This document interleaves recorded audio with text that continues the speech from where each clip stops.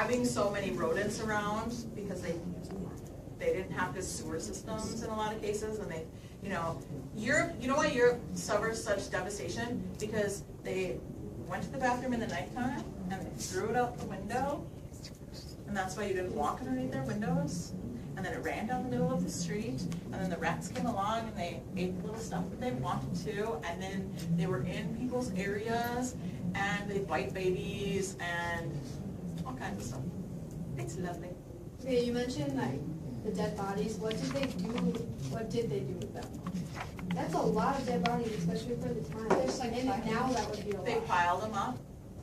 There were people that came through the city twice a day with carts, and they put as many of the bodies on them as they could, and then they hauled them outside the walls of the city, and oftentimes they put them in mass graves, or as it became so overwhelming, they were left rotting a lot of times, not buried, which also increases the incidence of plague, and then sometimes they'd resort to burning, but it wasn't their custom because it's Christian, and at that time cremation was not the custom. Isn't that like in the scene in the movie Modern Pathfinder, the Holy Grail? Yep, I was Bring just out your thinking dead. about that. Yes, bring out your dead, yes. What else? Bring out is that Because like in Ring Around the Rosie, they always say like ashes, ashes, they all fall down, and it's like talking about the plague. Ring Around the Rosie is about the plagues, yes. So when Justinian comes in, he has one goal, and his imperial, or his goal for his empire, is unity. He wants to unify it, and he has a 3-point plan. So he would be a perfect politician because he has a 3-point plan, so he'd be really good for sound bites. There he is on the coin. He wanted the East, centralize the government, impose a legal and doctrinal conformity. Doctrine is rules, how you want everything standardized. And this was basically his motto: one God, one empire, one religion. So religious tolerance, no. You needed to be Christian during his time period. So his first method of getting unity is the law. He actually creates the Justinian Code, and I put the Latin up here because it's important. Corpus Juris Civilis. If you go into the study of law, or you go into law offices, or you're in a law library that's not gone completely digital, which they haven't done, you're going to find the Justinian Law Code, because we still use it as the basis for many of our laws today. What did he do? He took all of the Roman laws, he collated them, as in brought them together, he revised them. So that's the systematic body of law. He got rid of anything that was outdated or confusing from the old Roman Empire. This forms the legal basis for criminal justice. The whole, you have a right to be heard, you are not assumed that you are guilty. Marriage, property, slavery, of course, because it is the Byzantine Empire, which has the legacy of slavery from the Roman Empire, and women's rights. Yay, women's rights. Hammurabi, he could have been so enlightened. Is that a misnomer? Like, what kind of rights were included? Well, Miss Theodora could be an empress. So you weren't precluded from ruling because you had ovaries, so that was good. Basis for many of our laws, whenever they say women's rights, it's, like she said, it could be misnamed, but it does give you some process of inheritance. You got to choose your own husband. You didn't have to marry who other people told you had to marry, so that was also good. His second method, and this is probably his primary one, was religion. Which religion? Christianity. They used this to create the imperial centralization. Everyone shares the same religion. So in 380, that's when Christianity became the official religion. And other religions were deemed demented and insane. So no practicing those other religions, they're demented and insane. Because of this, it increases the church wealth. And you can see the wealth in the mosaics. There is gold like no other gold in the Byzantine mosaics. Patriarch. I should explain this. Patriarch typically means the male head. But the patriarch is actually the head of the Eastern Church. we know that the Western Church, the head of the Holy Roman Catholic Church is the Pope. In the East, it's actually the Patriarch. So patriarchs in these cities, Constantinople, Alexandria, Antioch, Jerusalem, they acquired enormous wealth, land and gold. And you're going to see this spread into Western Europe in the corruption of the Catholic Church. Because religion is one of the ways he's unifying his empire, you find an increase in clergy. There are a lot more people, more men, that want to be clergy because they have power and they have prestige and they have more wealth than we typically like to think of church-affiliated people having. That's in the Eastern Church. That happens as well in the West, but we're not talking about them at this moment because, you know, they're overrun by barbarians and eating dirt. Who knows? Independent thinking.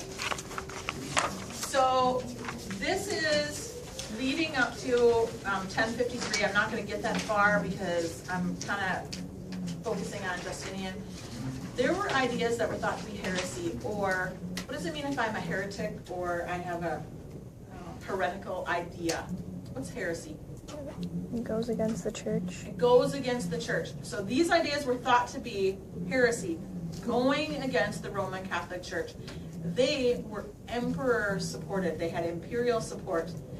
Arianism denies that the Father and the Son, as in God the Father and Jesus, were equal and co-eternal. In the Eastern Church, they don't think that God the Father and Jesus Christ his Son are equal in power or co-eternal.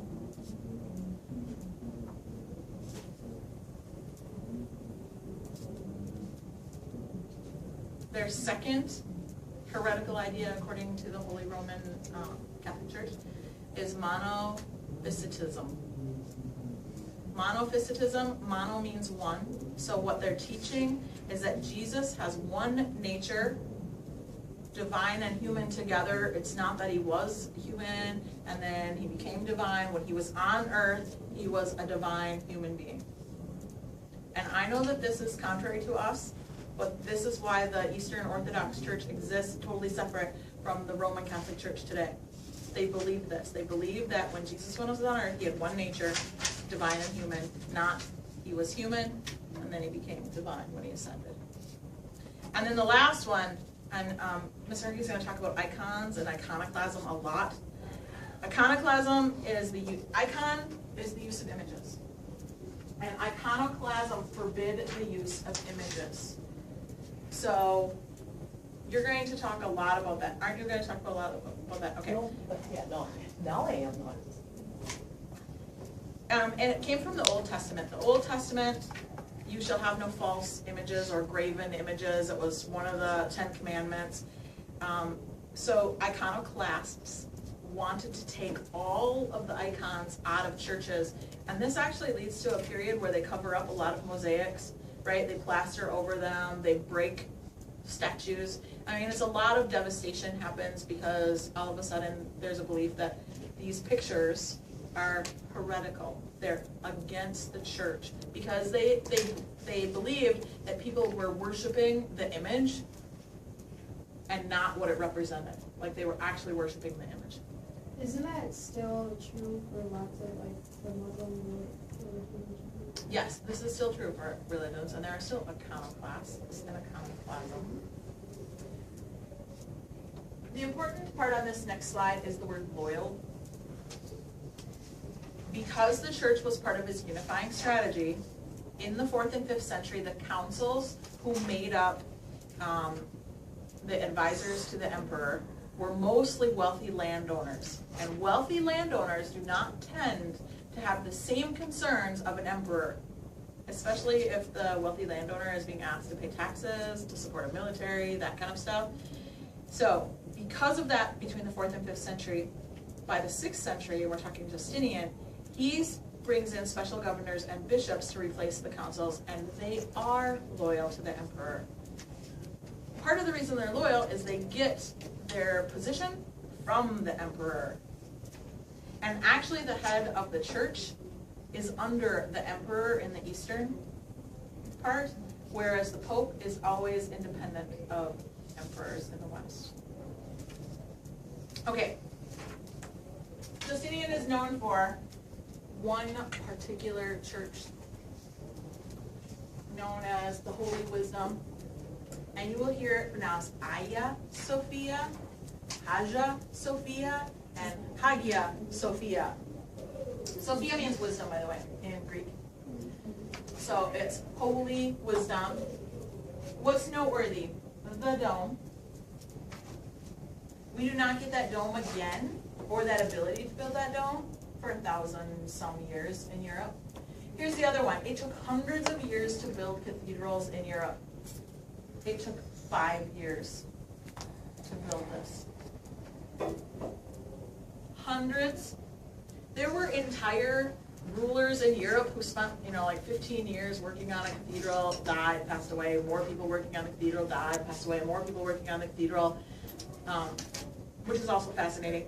He's ambitious as a builder. Why does he want it? Why build this? In that video, it said to cover up that massacre. Yes. Notice where the construction starts. 532. The massacre is in 532. Oh, is that similar to anything else that was built? To cover up something? Massive building, Coliseum, absolutely. So when we compare the Western Roman Empire and the Eastern Roman Empire, known as the Byzantine, the construction is one of the big areas.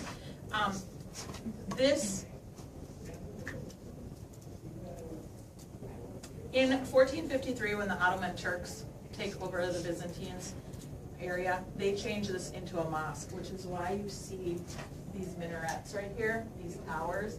This is what made it a mosque, when they added those minarets.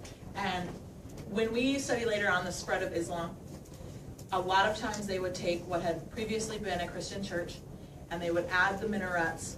And of course, sometimes they would cover up art and do other things to make it more Islamic in nature instead of being a Christian church. So this became a mosque in 1453. And then when Turkey became a republic in 1935, this was turned into a museum. So if you travel to this area, you can actually go see it. However, I noticed that there's recent debate that they want to reconvert it to a mosque. And of course, there's huge uproar against reconverting it to a mosque because there's a whole contingency that says this was not a mosque, this was a Christian church. The Christian iconography is in the church, you cannot make it a mosque. And that was at the end of 2013, I saw this little debate on religion today because I was curious. And this also shows that same thing I was just talking